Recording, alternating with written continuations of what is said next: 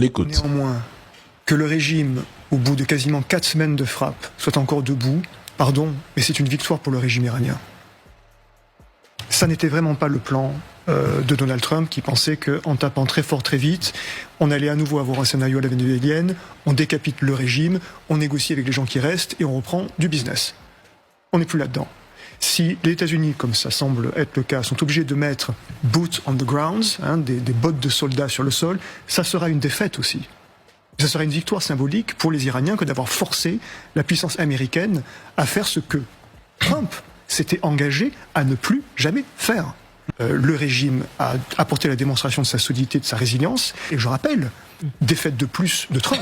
Trump, en janvier, dit aux Iraniens, l'aide arrive. Tenez bon, descendez dans les rues, j'envoie l'aide. Qu'est-ce qu'on a vu? Rien. Rien.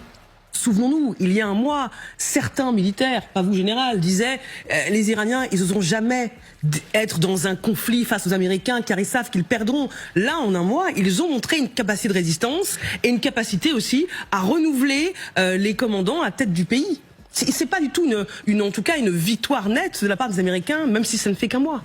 J'ai arrêté depuis le 28 février de regarder qui bombarde le plus l'autre. Ça, c'est bon pour la communication et les émotions, pas pour comprendre une guerre. Moi, ce qui m'intéresse, ce sont les stocks réels, la capacité de production annuelle, la solidité des chaînes industrielles, le nombre d'usines capables de tourner en continu et la vitesse de reconstitution des arsenaux. Et les États-Unis ont déjà un problème sérieux.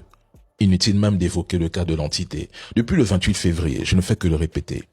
Gagner les premières batailles, frapper fort dès le début, éliminer quelques dirigeants ne signifie pas gagner une guerre sur la durée. L'opération Epic Fury a épuisé un tiers des stocks de THAAD et leur réapprovisionnement pourrait prendre 8 ans. Les États-Unis et l'entité font face à une pénurie critique de munitions, aussi bien pour leur capacité défensive que pour leurs opérations offensives. Cette guerre n'était pas censée durer un mois. Trump s'est engagé en pensant boucler cette guerre en 2-4 jours avec des objectifs clairement définis depuis 2025, mais tout a échoué. Ils ont tenté de pousser le peuple à se révolter, à descendre dans la rue, allant jusqu'à infiltrer les manifestations pour déclencher une révolution colorée, mais une fois de plus, tout a échoué. Mais qui a convaincu le président Trump que renverser le gouvernement iranien pour y installer un groupe plus docile était possible? Parce que cette idée n'était qu'une illusion politique, pas un objectif réaliste. Et cette illusion risque d'entraîner l'entité et les États-Unis dans une guerre longue, coûteuse et sans résultat. L'Iran rejette tout cessez-le-feu, refuse catégoriquement toute négociation avec les États-Unis et affirme avoir ciblé le porte-avions américain Abraham Lincoln tout en multipliant les vagues de missiles contre l'entité tout au long de la journée. Faites le constat. L'intensité des frappes côté américain et entité a déjà chuté de moitié. Et ça va continuer à ralentir tout simplement parce que les stocks de munitions s'épuisent. L'Iran n'a pour l'instant aucun intérêt à négocier.